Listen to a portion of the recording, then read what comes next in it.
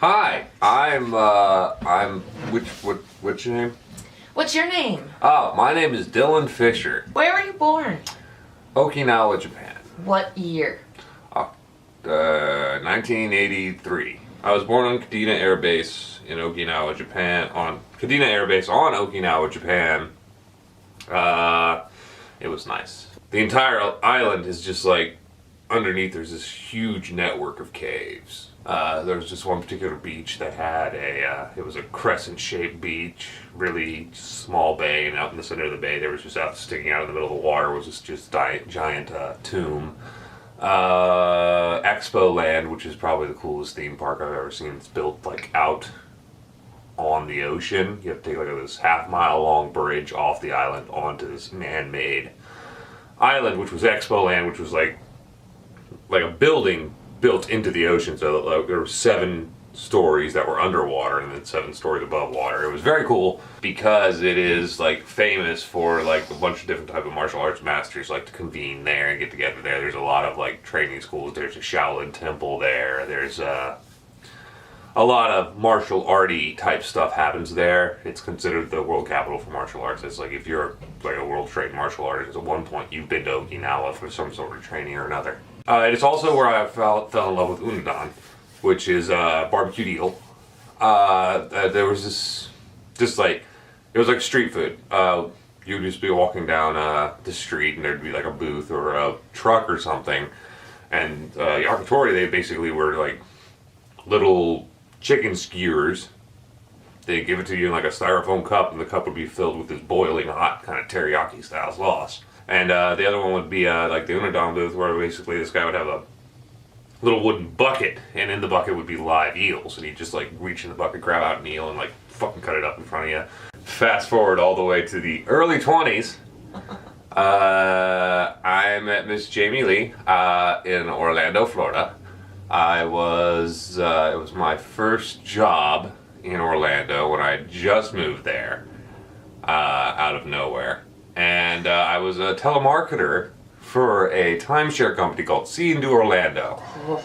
And we actually started on the same day. And we sold timeshare vacation packagey things to complete strangers over the phone. Was it like you who gave me the worst case scenario book? Okay, yeah, because this book was awesome because it basically it was called Worst Case Scenario. Mm-hmm. And what it was it was just like every page was a how to get out of some sort of crazy situation. Like, if somebody's shooting you, what to do? You know, serpentine. How to break into a car in case you need to rapidly like get into a car chase and you don't have a car, and how to hotwire a car was in there. Basically everything that you see every 80s action star knows how to do automatically was detailed in this book on how to actually do it. And it was a really cool book. Using books as an icebreaker. That's guys and girls, if you can take a book and give it to somebody and be like, I think you will like this book, and they actually like that book, you're awesome. Yeah. You win dating. We're going to be skipping a lot of stuff because a lot of the stuff, the details that we're skipping are actually classified, so. And my website. This is back when people actually called each other. This is back when people called each other and didn't have social media. And so we didn't text. She gave me her phone number, and I actually called her on the phone. I was like, hi, you gave me your number. Yeah. I called you, and I arranged a date at the NASCAR Cafe at Universal City Walk. Yes. Back when they had the cars. Like, this was in the NASCAR Cafe at City Walk, if you've ever been there. Had like a bunch of cars out front. So I arranged to meet her at the cars. And I was like, wow, I'm going to take this girl out a date. I'm going to really do this up because I'm not much of a dater. Wait. I don't really know how dating works. So I like actually put on clothing other than... Did you? I don't No, I wore the jacket, but I had a long sleeve shirt underneath it. It was something other than a t-shirt and ratty jeans. I can't remember. Which for me was dressing up. I wore a white button-up shirt and a pair of black Dickies. I had my Chucks on because I only own one pair of shoes at a time. Yeah. That's still true to this day. She went for it. She's like, yeah, sure, I'll be there 3 today. That's 2 hours. Are you okay? Yeah, I remember that. You're calling me now to arrange a date for 2 hours from now. Yeah, you said that. And so This is true. I can't believe I got as dressed up as I did. I put on my... I had like... I think at the time I had like 4 t-shirts, all of which were black with some sort of sarcastic white text on them. Oh, yeah. Like it was like I had like a whole collection of shirts that were black. Yeah. And they would like say something like, I need attention. My top 3 at the time were the bureaucracy kills. Yep. First thing we do is kill all the lawyers. When I get paid, the first thing I buy is books or some shit like that. So I had all those shirts. I remember the bureaucracy. And I had like 2 pairs of jeans. Like, you know, imagine this is like a white button-up shirt and not a blood-covered jacket. And basically you roll it up to here. That way you're business casual.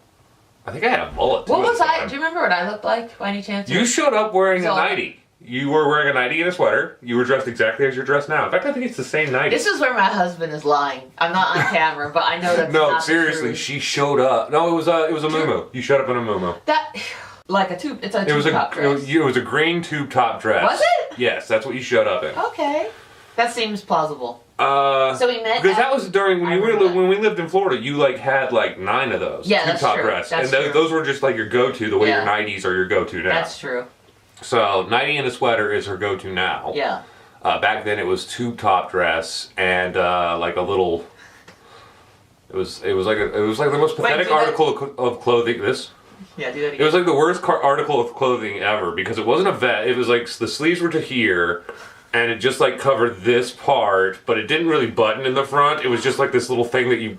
It was just like shoulder coverings. So, got ready, which was put on black pants, put on white shirt, look in the mirror and just fawn how awesome I am. Grab jacket, put on jacket, and walk across the street to Universal. First phone call, 2 hours later, we're to be meeting. After hang up phone, is in bathroom, finished pissing, changes clothes, does this, puts on jacket, and then walks across the street to Universal.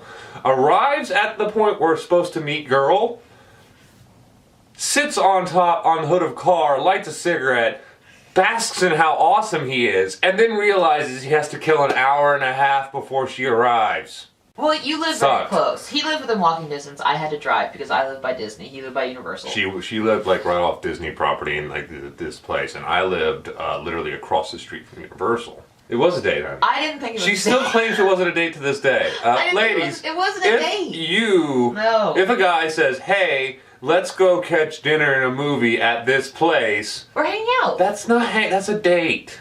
We've had one non-married. We went on a couple dates when we were living together down in Florida. We went to Yeah. we actually went out a lot. We still went out do. all the time. We go out all the time. But we also were benefiting because where we lived was like the tourist hub of the world. Oh yeah, we went and saw like So we could see nights, firecrackers every night. jousting. We saw pirates Yeah, swinging we from could see things. everything all the and- time. So we were both in like the entertainment hub other than Yeah. Vegas. But no, I remember we were there, and then you had I remember we went to go get nachos at the NASCAR Cafe, which is no longer there. Best nachos in what? It's no longer there. NASCAR Cafe's gone? Mm-hmm. Oh god. Yeah. They replaced it with something, I don't know the exact things. Best nachos in fucking Orlando were at the NASCAR thing. Those nachos so good, yes. You eat the nachos. And then you showed me fish. Yes. Because Universal City Walk and Universal Property, they have this artificial river lake system. And I've always been a night owl. So one of my things that I did for fun when I didn't have any time was trespass on Universal Property after it closed. I would like to sneak under the fence and get into the parks. Just walk around the parks when they're closed, or walk around the City Walk area when it's closed, and just like ninjaing around, hiding from security guards. That's what I did for fun. I did that at Disney World too. Yeah, sneaking around the amusement parks after they're closed, and like being worried about getting arrested, and smoking tons of weed. Fish in this lake system, and of course the fish were planted there. And the fish had adapted and like created their own little nesting grounds in different areas. And I had noticed all of these, and I ran out of things to talk about. So You did? after dinner and a movie, I was broke, and I didn't want to just like part ways. I still wanted to spend more time with her. So I'm like, well, what the hell can we do at one of the most expensive places in the world without any money? This is going to be lame really fast. I think we'll discuss fish breeding for the next 3 hours. She loved it. We went all around the river and lake system, walking through different paths, and I showed her all the different fish nesting grounds and the fish like culture. This is Bob the fish, and he fucks Fred the fish, and they're gay. It's okay. We were just like, hey, dinner and a movie in 2 hours? Cool, let's do that. Yeah. So we showed up at the movies, and we're like looking at the schedule and like what's available, and we're like, none of these are interesting ever. And so we went and we just wandered Universal property. And that's what I love doing, actually. And little did I know, that was like her thing, is like was just wandering around theme park property. This is all like 12 years ago. Yeah. This whole story is 12 years from today. Yeah. We've known each other a long time. So 3 weeks go by. I think we hung out at work because we worked together. Yeah. Took smoke breaks together. We took smoke breaks together. That was very bonding. Every once in a while after work we would hang out, Netflix and chill, whatever. They didn't have Netflix back then. Oh, we're old. Oh God, we're so old. We didn't have Netflix. We watched the television. And they had these things where big boxy things. You had to show up at a specific time and turn on your TV, and then you could watch your show, but only for that 30 minutes of the day. It was so funny because our bosses used to get so mad at us because of public displays of affection. Because you're not allowed to show that you care about another human being unless you're gay. Right. In which case they can't say anything because it's a hate crime. But if you're straight, it's not. So we're good. So we got in trouble a lot for public displays of affection. We weren't like, we weren't like, going in the break room and like she wasn't like twerking all up on my schlong or anything like that. It was just like it was very like third grade PG displays of affection. Like, oh, I haven't seen you in 4 hours. Let's hug and a little quick mwah, kiss. There was no tongue. Well. There was no tongue, there was no nudity. No. My schlong did not get wet at work. So I don't consider that a problem. They said it was unprofessional. But I think the general synopsis, my manager at the time was named Mark, and he was the greatest. Mark was fun. I didn't like him. We were so good at what we did that they couldn't really do anything to us. Right. Because it was a sales-based job. And if you're making sales, you're basically invincible. Because it's telemarketing and you're like selling vacation packages to complete strangers. This is not something everyone is good at. This is not something that like if they find somebody who's good at it, they will literally every time I took a dump, it was part of Mark's job to wipe me. It was in my contract.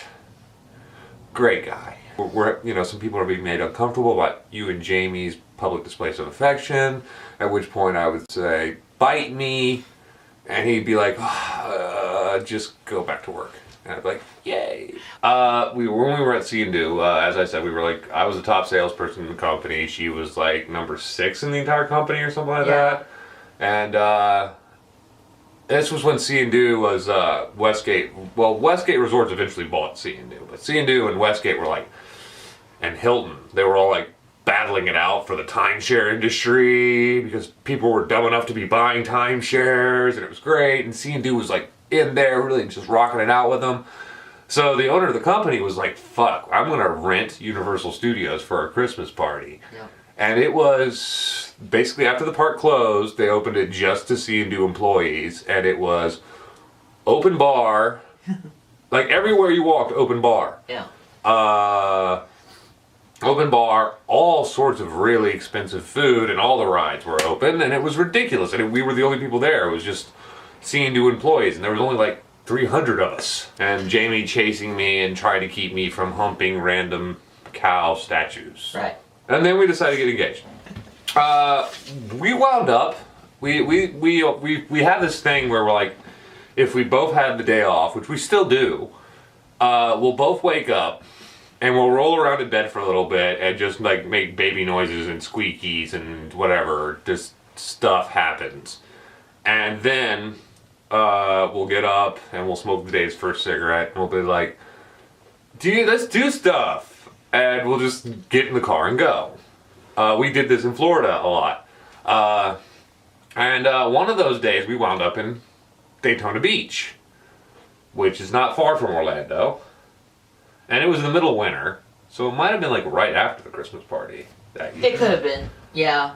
Might have been right after the Christmas party that year. And we went to Daytona Beach. And this was this is the Dylan proposed to Jamie Lee story. This is the famous story. We went to Daytona Beach, and we're wandering down the beach. And there's this guy, he's a little homeless guy, and to make his monies, he's doing sand art, where they basically just takes a stick and draws stuff in the sand. They were really good. I mean, they were good. They're beautiful. Obviously, they're meant to be looked at from like bird's eye, but sorry, go ahead. He did a good job of them, and I was like, oh, I have an idea, and I was like, first I have to distract Jamie. So I think I convinced her that there was a puppy somewhere to go look at. No, wait, no. How did I did the smoothest thing ever. Sit on this fucking bench and stay here till I get back. Didn't you say you wanted to go play a game in the arcade or something? I did. I said I want you to wait here for me. I'll be right back. Right. I have to go into the arcade and try this game out. Can I come with you? No, stay on the fucking bench. And I ran. Because... But it's not like I was, I don't know how it worked either, guys. It was gorgeous. I had a beautiful view. I'm not good at this stuff. I was relaxed. It was good. And then you just disappeared. So I sat her down on a bench and then, scampered into the nearest gift shop, and I was like, I need a ring, and it needs to be this big. So I wind up with this, little $10 cheapy gift shop Daytona ring with, a fake pearl on it. It was black. Yeah. I liked it. It was, it was just, $10, and I was like, I had to make sure it was the right size.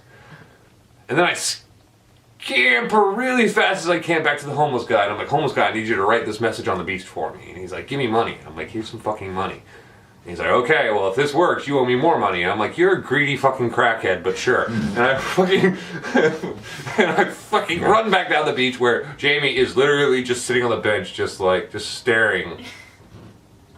Like her soul is just dying. Like, what the fuck is this idiot doing? Why am I sitting here on this goddamn bench? This is the most unromantic, horrible thing he's ever done. And I'm pretty sure he Dutch ovens me every night after I go to sleep. I don't know what the fuck I'm doing with my life. Oh, hi, honey. That's so not true. That's so not true. She's got the most pissed off look on her face as I'm running up. But as soon as she realizes I'm coming, face into ding. That's true. Just like that. So I run up and I'm like, oh my god, there is a yellow lab puppy over here. And if you know anything about Jamie, you know that if you use the words yellow, lab, and puppy, she will get in your fucking van and I will never see her again. Gone. Yeah. Forever. Gone girl. That's true. Girl with a dolphin tattoo. Yep. So, got her in the van. I had her. There was no van. I got her to come with me to the beach. I'm like, oh, the puppy's right over here. There's a puppy. And she's like, ooh, puppy. And of course, I had the homeless guy right on the beach. Will you marry me, Jamie? Blah, blah, blah. So I was like Sonic the Hedgehog. I was just like... And I had my little homeless minion taking care of shit. Yeah. So the homeless minion came through, and Jamie saw the message, Jamie, will you marry me, written out on the beach. And she was like, ah, yes, I will. And I'm like, here's your ring. And we're like, yay, the homeless guy's like, money. Money now. And that was the original engagement. That was the original engagement. That's the original engagement story. Did you get down on one knee? Yeah, you did. Yeah, I did. She was like looking at the. I was looking at the artwork, and I got behind her and did the whole one knee thing, and then she turned around, and we were like eye to eye because I'm freakishly tall, and she was like, "Oh my God, you have blue eyes," and I'm like, "Oh." Did I say that? No. Oh. That's a joke. Well, B, I can't tell which stuff is true and not true because you're so good with your storytelling. It's a joke. All right, so I do remember that. And she did at one point in our relationship, like it was like 3 months into our relationship, look at me and said, "Oh my God, you have blue eyes." And I'm like, really? I could see myself saying that. I'm like, really? Well, I didn't know I had blue eyes. Maybe your glasses were on a lot, or I don't know. No, I don't think I wore glasses at that point. Yeah, you did. I think I was contacts back then. Yeah, that's true. You did have contacts. I think it was contacts because most of the pictures I've seen of me in that time did not have glasses. Right, so I'm that's assuming it's contacts. I went to go back to Orlando to visit him, and we kind of realized what? It was time to get back together and do stuff right. And then I think when it got to the point where it's like I just didn't want to leave. Yeah. Because I was like, this is my life. What am I doing leaving? You know, and she would come down to visit me, and then it would be like... It was just like the wrong time. She would come down to visit, and then it would be like, it would be the day, like 2 hours before her flight leaves, and she's like, I'm rescheduling my flight. Fuck this. And that would happen for like 2 or 3 times, and we just decided it was like, because I honestly for reasons felt so happy. She literally could not move to Orlando for reasons. Yeah. And at that point, there was no reason for me to live in Orlando. So we finally decided that I'd just move up here. Yeah. I mean, I was there for a month, and each time it was time for me to go, I just said, this is what I want in life. Why am I leaving? Yeah. And then, you know, we had to figure out life stuff, and once that got practical real life reasons, she couldn't live in Orlando, and I had nothing really holding me to Orlando at the time, so. Yeah. But, you know, you had stuff you had to, like, apartments and rent and whatever. Yeah, I had to iron a couple things. I had to iron just a couple of last minute issues out before. Right. And then until whatever. I think it all accumulated with a phone call at about 3 o'clock in the morning. Mm-hmm. A phone call at about 3 o'clock in the morning. I waited for you for a year. About 3 o'clock in the morning, the phone call came, and I was like, okay, I'm on my way now. Yeah. I'll be there in like 34 hours. Because you knew I was waiting for you for like the whole year, right? Yeah. To get everything. I was basically letting him get his stuff together, and you know, he said, "Have faith in me." And it took me a year to finish wrapping up all the loose ends in Orlando, and I finally got it down. Yeah. And then like 3 o'clock in the morning, I just called her up, and I'm like, "Okay, well, I'm on my way to the bus station." And I downloaded an app. And I showed up in true Dylan Fischer fashion. With nothing. I literally just showed up with clothes on my back and the money in my wallet, and then we got married. And then we got married at the Labyrinth on January 28th, and it's gonna be our first year anniversary. Yeah, we're coming up on our first year anniversary here in like a month or so. This pillow is just ridiculous. Is it starting to hurt you? No, it's just there's so much pillow. It's because I have to design it so that I have very specific things. I don't like sharing my space. I want you to tell me your favorite Orlando aspect of our relationship. That whole time we were there. Oh, your favorite part, your favorite place we used to go to in Orlando when we were there. Oh God, I had to pick one. One. Oh God, Amura. That place was awesome. You were the first one who actually, whether you realize it or not, introduced me to sushi. Yeah. I knew nothing about sushi before I met you. Yeah. This was 12 years ago. I've always loved me some sushi. I've heard of it, but I never like sat down and had proper, you know. And I think one time you said, well, I'm going to take you out, we're going to get sushi. Yeah. And I was like, okay. And then we went out somewhere and you got like all the workings and I tried it and it was super delicious. And ever since then, she's loved sushi and she loves going to sushi places. I love sushi. Every time we go to a sushi place, she forgets what her favorite sushi's are. Oh, I do that a lot. I forget about a lot of anything that is my favorite in life. So when we go to a sushi place, I have to order for her. Mm-hmm.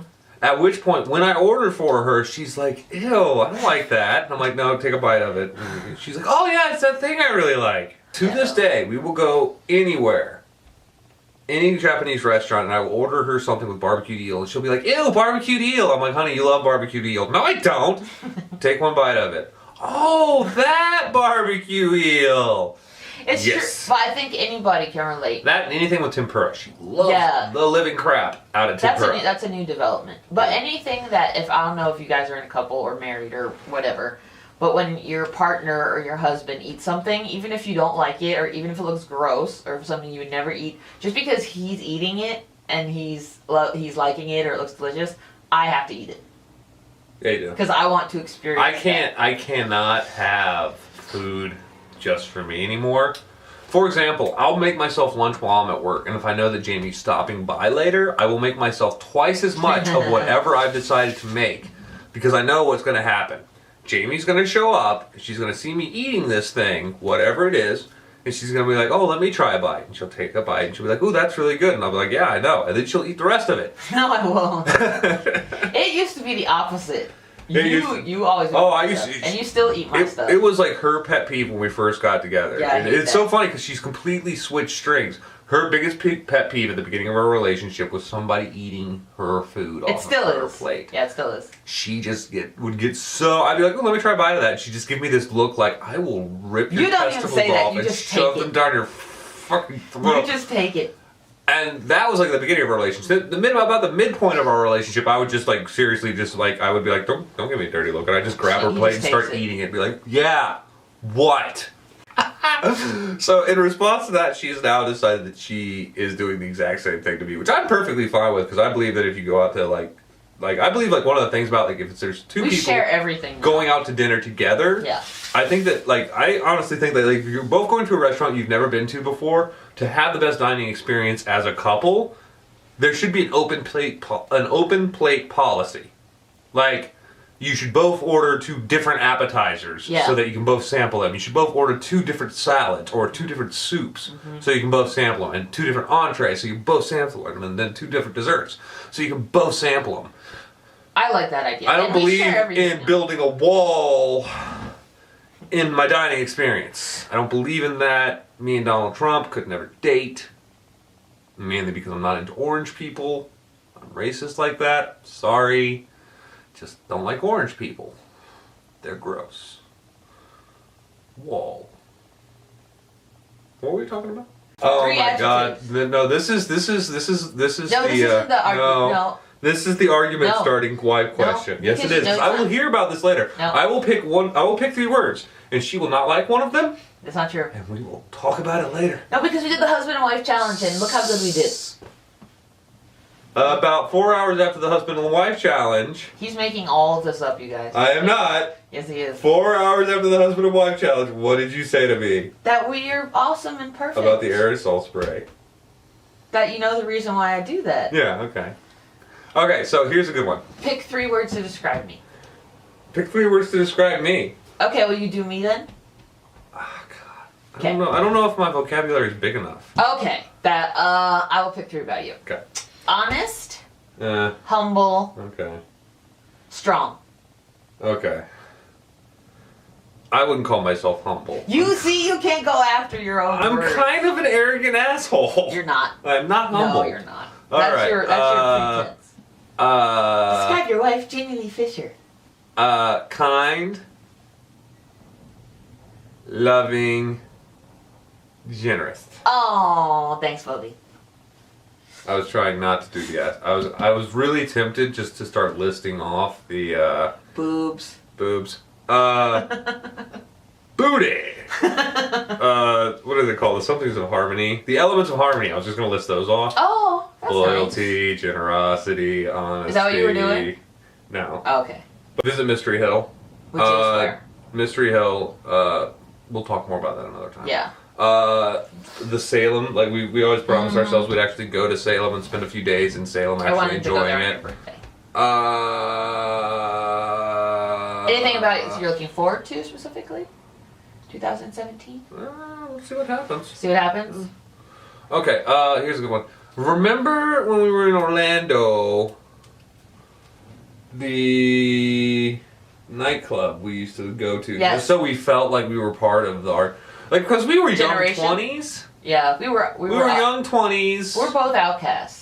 And purposely, I think. Sometimes, like, we were, like, a really tight couple, but sometimes we felt like we were, like, turning old too fast. I never felt that way. We kind of spent all of our time, if we went out a lot, we did, but we were, like, we'd go out to dinner and stuff like that, so we kind of felt like we had missed out on the club scene and the bar scene. Yeah. Because we just didn't do that.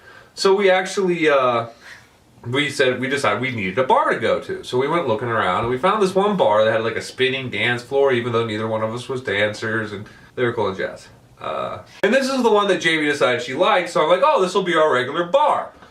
And I'm sitting there, and I remember that, like... The floor spun. One of the things I really loved about it is how cheap the drinks were. Yeah.